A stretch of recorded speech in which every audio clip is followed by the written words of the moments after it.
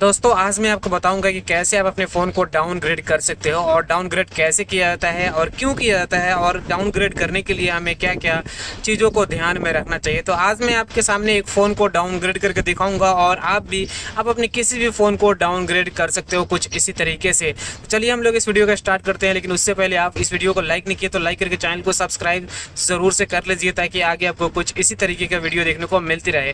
तो सबसे पहले हम लोग जान लेते हैं कि आखिर किसी भी फ़ोन को डाउनग्रेड करने की ज़रूरत क्यों पड़ती है। तो देखिए, जब भी फ़ोन लॉन्च होता है तो काफ़ी स्पीड होता है, काफ़ी फास्ट होता है और यूज़ करने में काफ़ी मज़ा भी आता है। लेकिन जैसे जैसे वो पुराना होता है उसमें नए नए अपडेट आता है और 1-2 साल के बाद फ़ोन अपने आप स्लो हो जाता है। आपने नोटिस किया होगा कि आपका जो फ़ोन नया में जिस तरीके का परफॉर्मेंस दे रहा था, पुराना होने के बाद उस तरीके का नहीं चलता है और बहुत ज़्यादा स्लो हो जाता है। किसी किसी फ़ोन को जानबूझ कर स्लो किया जाता है सॉफ्टवेयर अपडेट देकर, ताकि आप उनका पुराना फ़ोन छोड़ के नया फ़ोन को परचेस करें।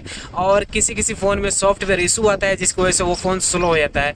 तो इसको फिक्स करने के दो ही रास्ता है, चाहे आप अपने फ़ोन को यहाँ पर डाउनग्रेड कर लें या फिर नए वाले अपडेट का इंतज़ार करें या फिर यहाँ पर कस्टम रोम को फ्लैश करें। तो ये 2-3 ऑप्शन आपके पास रहता है अगर आपका फ़ोन ज़्यादा पुराना हो जाता है और स्लो हो जाता है और उसके बाद उसमें अपडेट आना बंद हो जाता है। इसके बाद मैं ये बता रहा हूँ, तो ये 2-3 ऑप्शन आपके पास बचता है। इन तीनों ऑप्शन के पास आप जा सकते हैं। तो यहाँ पर जो फ़ोन पुराना हो जाता है जिसमें अपडेट बंद हो जाता है, वो फ़ोन के लिए डाउनग्रेड ही एक लास्ट ऑप्शन बचता है और यहाँ पर कस्टम रोम फ्लैश करना ही, ये 2 ही ऑप्शन बचता है। लेकिन जिन फ़ोन में अपडेट आना बाकी है, यानी कि और भी उसमें अपडेट आने वाला है, उस फ़ोन के लिए आप डाउनग्रेड भी कर सकते हो या फिर वेट भी कर सकते हो कि आप उसका दूसरा वाला जो अपडेट है उसमें हो सकता है कि वो वाला जो इशू है, यानी कि स्लो का जो इशू है या कोई और प्रॉब्लम है, वो हो सकता है कि वो फिक्स हो जाए। तो यही सब कारण होता है जिसकी वजह से फ़ोन को डाउनग्रेड किया जाता है या फिर यहाँ पर कस्टम रोम को फ्लैश किया जाता है। तो आज मैं आपको बताने वाला हूँ कि कैसे आपको डाउनग्रेड करना है, उसके लिए क्या क्या चीज़ों की ज़रूरत होती है। तो देखिए, सबसे पहले आपके पास एक फ़ोन होना चाहिए जिसका बूट लोडर अनलॉक होना चाहिए। तो बूट लोडर कैसे अनलॉक करते हैं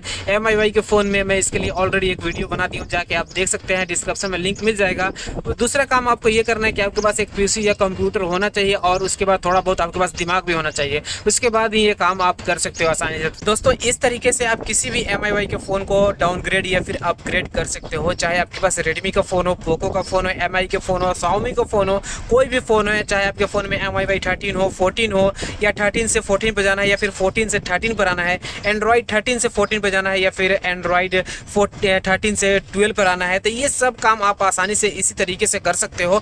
तो यहाँ पर आप अपग्रेड भी कर सकते हो इसी तरीके से और डाउनग्रेड भी कर सकते हो, चाहे आपके पास कोई भी MIUI का फ़ोन क्यों ना हो। तो चलिए हम लोग बढ़ते हैं कंप्यूटर के स्क्रीन की तरफ और वहाँ पर मैं आपको बताता हूँ एक एक करके कि आपको कौन कौन से फाइल की ज़रूरत पड़ेगी और किस तरीके से इसको आपको फ्लैश करना है, यानी कि डाउनग्रेड या फिर अपग्रेड करना है।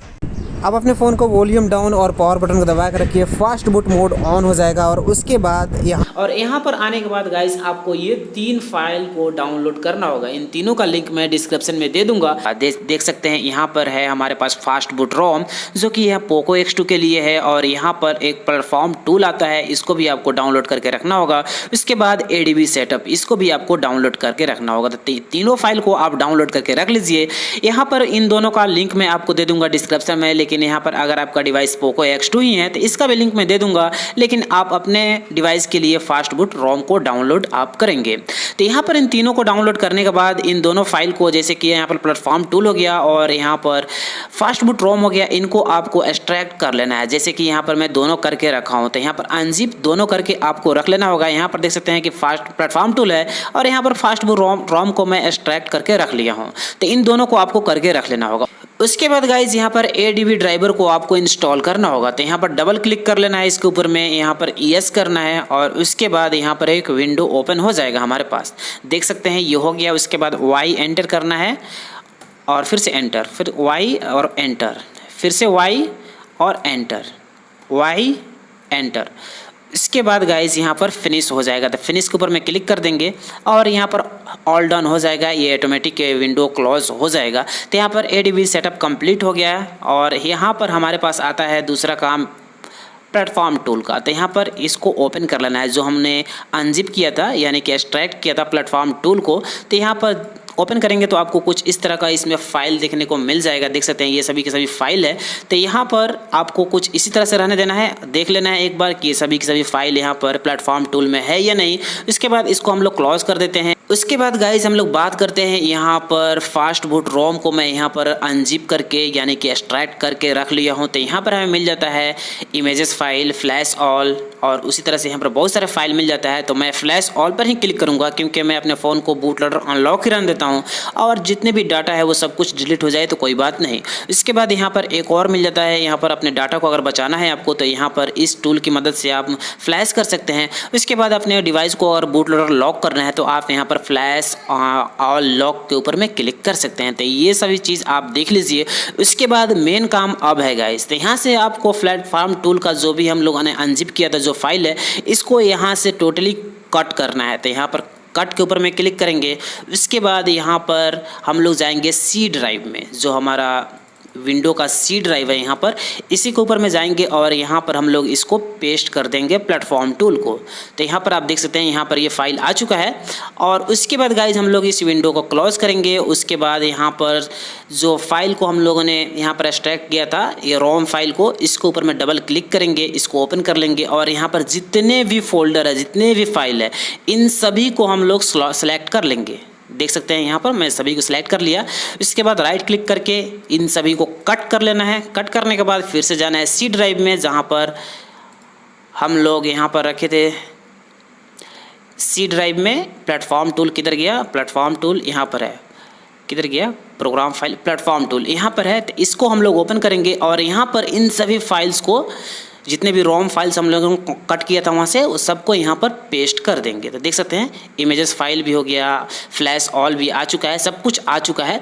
उसके बाद गाइज हम लोग यहाँ पर टाइप कर लेंगे अब CMD, एंटर करेंगे तो यहाँ पर हमारे पास कमांड प्रॉम्प्ट ओपन हो जाएगा। और उसके बाद हमें यहाँ पर टाइप करना है एक कमांड जो कि है फास्ट बूट डिवाइसेस। तो इस तरह का कमांड डालना है और उसके बाद एंटर की प्रेस करना है। तो यहाँ पर आप देख सकते हैं कि मैं अपने फ़ोन को अभी तक कनेक्ट नहीं किया हूँ, तो यहाँ पर फ़ोन को कनेक्ट कर लेना है और फ़ोन को फास्ट बूट में लेके जाना है। तो यहाँ पर ऑलरेडी हमारे पास फास्ट बूट में है, ये स्विच ऑफ हो गया तो मैं इसको ऑन कर लेता हूँ। फास्ट बूट में ही ये ऑन होगा, तो फिर से ऑन हो जाए भाई फास्ट बूट में। तो देख सकते हैं अनलॉक है हमारा डिवाइस, यहाँ पर आपको पता चल जाएगा जैसे ही आपका फ़ोन बूट होगा। तो यहाँ पर मैं कनेक्ट कर लेता हूँ इसको। तो देख सकते हैं अब हम अपने फ़ोन को कनेक्ट कर लिया हूँ अपने पीसी से। अब यहाँ पर हम फिर से कमांड टाइप करेंगे फास्ट बूट डिवाइसेस। उसके बाद एंटर की को प्रेस करेंगे। तो यहाँ पर आप देख सकते हैं कि हमारा फ़ोन फाइनली कनेक्ट हो चुका है हमारे पीसी से। यहाँ पर आपको सीरियल नंबर भी देखने को मिल जाएगा। और उसके बाद गाइस इसको हम लोग मिनिमाइज़ कर देंगे। और उसके बाद यहाँ पर फ्लैश क्या करना है आपको अब यहाँ पर देखने वाली बात है, फ्लैश ऑल यहाँ पर आपको देखने को मिल जाएगा। जैसे कि मैं बताया कि फ़ोन को लॉक करना है बूट लोडर को या नहीं लॉक करना है, तो यहाँ पर मैं फ्लैश ऑल पे ही क्लिक करूँगा। तो यहाँ पर आपको क्लिक कर देना है। तो जैसे ही क्लिक करेंगे गाइस देख सकते हैं यहाँ पर फाइनली रोम फ्लैश होना शुरू हो चुका है। और यहाँ पर देखते हैं कितना टाइम लगता है फ्लैश होने में। सो गाइस आपको यहाँ पर इंतज़ार करना होगा 10 मिनट के करीब में यहाँ पर टाइम लग सकता है इसको फ्लैश होने में। तो आपको अपने फ़ोन को डिसकनेक्ट नहीं करना है, पीसी से कनेक्ट करके रखना है, छुड़ाना नहीं है, यहाँ पर केबल को निकालना नहीं है, नहीं तो यहाँ पर ये पूरा का पूरा प्रोसेस जो है वो बीच में ही अटक जाएगा और आपका फ़ोन फिर कोई किसी बड़ी मुसीबत में फंस सकता है। तो आपको डिसकनेक्ट नहीं करना है फ़ोन को, उसी तरह से छोड़ देना है जब तक ये पूरे तरीके से फ्लैश ना हो जाए और आपका फ़ोन बूट ना हो जाए। दोस्तों जैसे ही रोम फ्लैश हो जाएगा उसके बाद आपका फ़ोन ऑटोमेटिक बूट हो जाएगा। और बूट होने के बाद सबसे पहला आपको जो चीज़ यहाँ पर करना है वो है MI का पासवर्ड।